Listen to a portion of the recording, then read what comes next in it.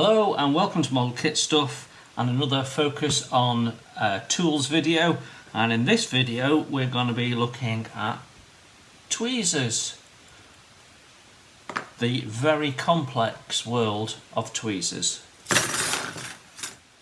So as ever, this video is really focused at the novice, new to the hobby, and when it comes to tweezers it can get a bit bewildering. What do I need?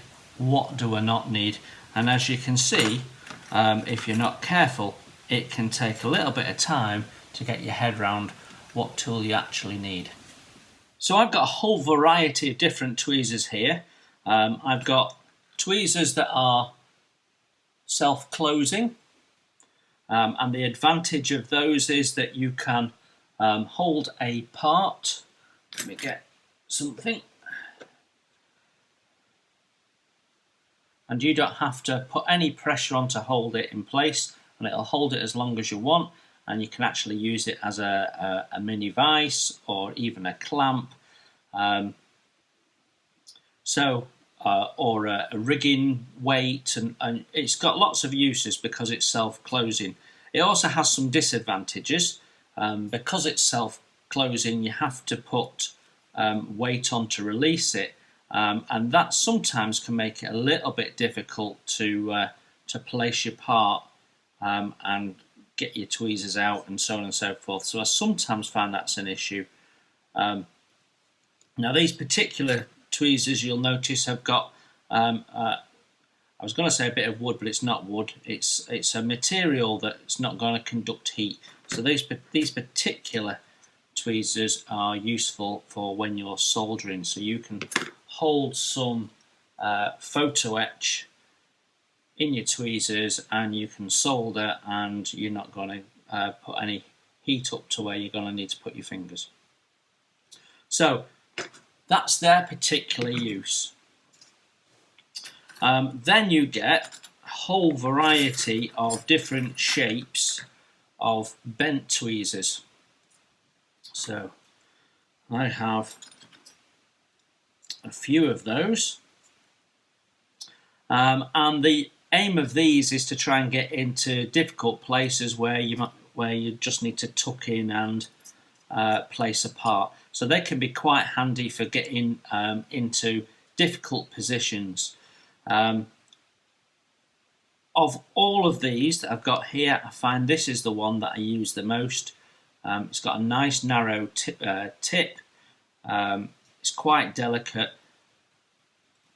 We'll talk about the attributes you're looking for in a set of tweezers in a minute.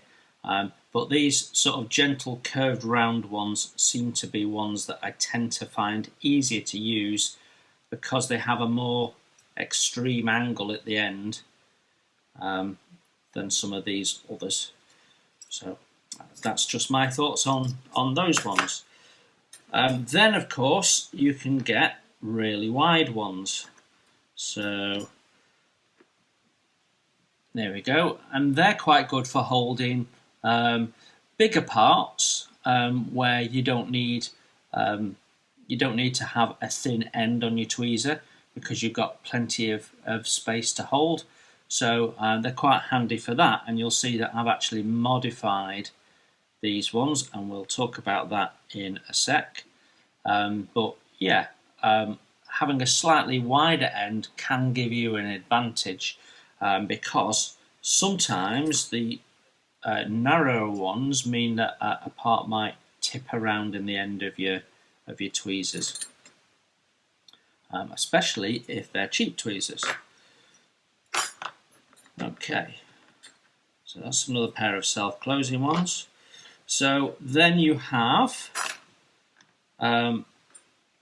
narrow tweezers, which generally what you're usually looking for because you're trying to get into an area that you can't get into with your fingers and hold a part that's a little bit small. So you're trying to hold a delicate part and place it in an area where you can't get to. So like for example this photo etch gun shield.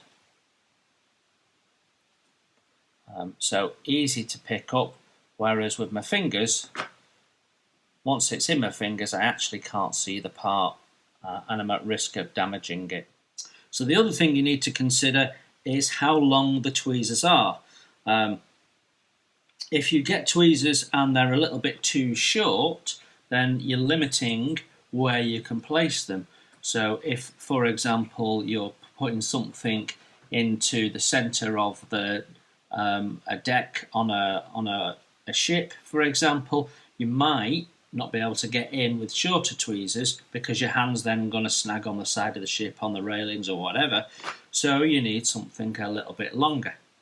The other thing you need to consider is how long you're going to use your tweezers for, because some tweezers can be very, very easy to hold together, and others, like these, can take quite a bit of pressing, and you can get fatigued fingers if you're not careful.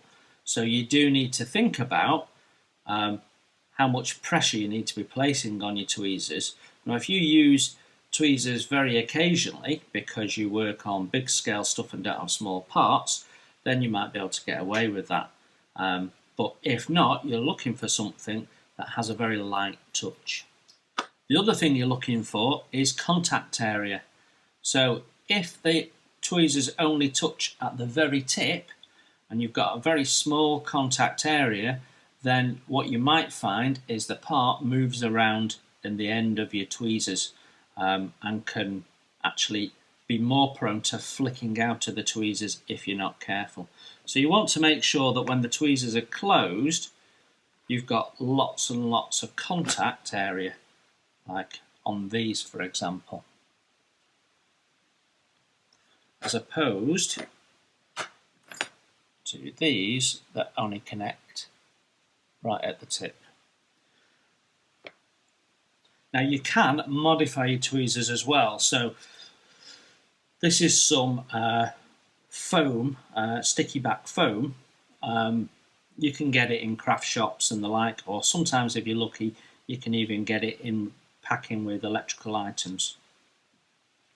And cutting a little bit of this and putting it onto your tweezers can give you a nice soft surface on your tweezers so that you can pick something up without scratching it, particularly if you've just painted the part and you're doing final placement.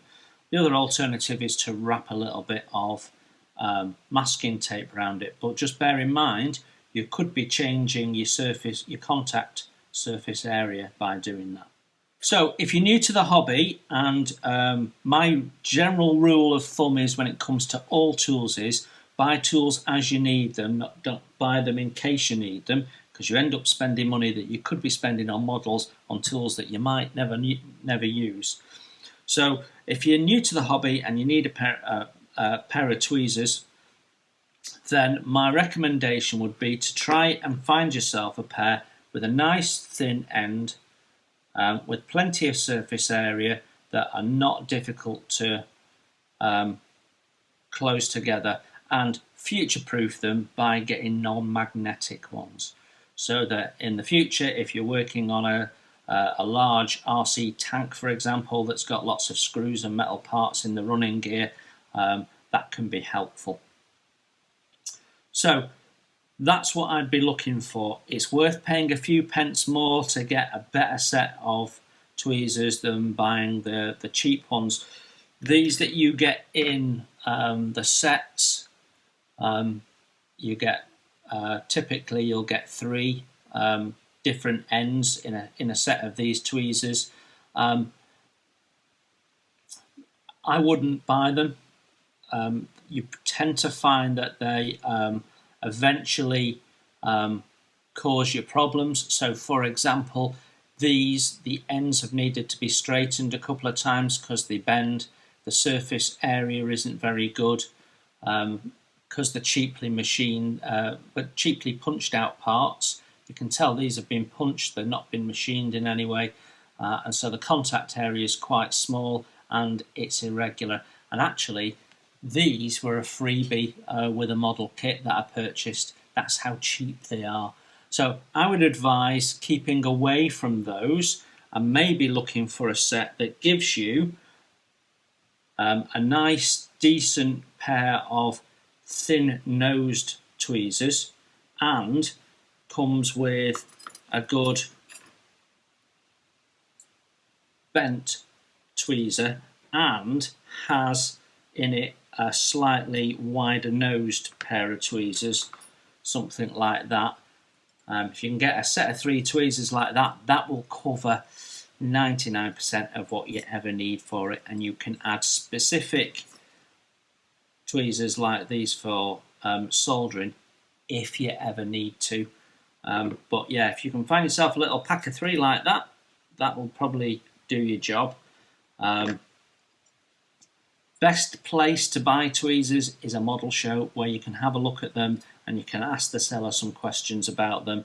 It's much harder when you buy them online to understand how good quality they are and how comfortable they feel in your hand and so on and so forth. It's a little bit of a minefield, tweezers. However, that's my thoughts on it. Are they an essential tool? Absolutely. Okay, hope that was helpful and took a bit of confusion out of it if you're new to the hobby. Thanks for looking in, everyone. Take care, and I will see you soon.